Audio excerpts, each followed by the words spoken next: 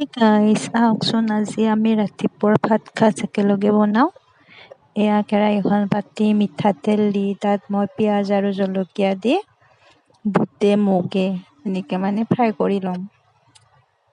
এনেতো বুট মুগ বাৰু চাহৰ লগত কেতিয়াবা এনেকৈ ভাজি খোৱা হয়, কিন্তু আজি মই ভাতৰ লগতে খাই চাম ৰ'ব কেনে লাগে বাৰু। এয়া নিমখ হালধি দি বুট আৰু মুগখিনি কিছু টাইম ভাজি ল'ম তেনেকৈ আৰু।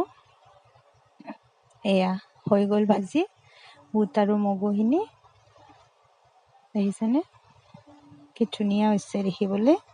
তাৰপিছত ভাততে মই আলু গুটি কেইটামান দি দিছিলোঁ।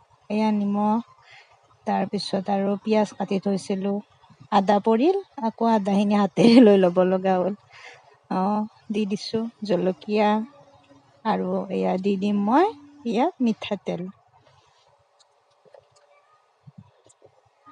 নতুন আলু ভালেই লাগে পিটিকা বনাই খাই, আপোনালোকে খায়নে বাৰু জনাবচোন। এয়া মিঠাতেলখিনি দি, মোক কিন্তু তেল বেছিকৈ লাগে, অকণমান তেলেদি নহয় আৰু। এয়া আলুখিনি পিটিকি ল'লোঁ মই।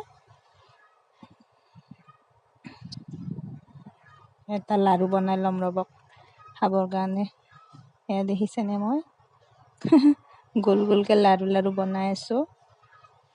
ভাত বাঢ়ি ল'লোঁ, তাৰপিছত কণী এটা, ঘৰৰে মুৰ্গীৰ কণী, তেনেকৈ এটা আমলেট বনাই ল'লোঁ, আলু পিটিকা আৰু বুট ভাজি।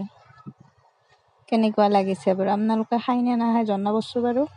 মই কিন্তু আজি তেনেকৈ খালোঁ, ভালেই লাগিছিল খাবলৈ, ৰাতিপুৱাৰ ভাত যিহেতু।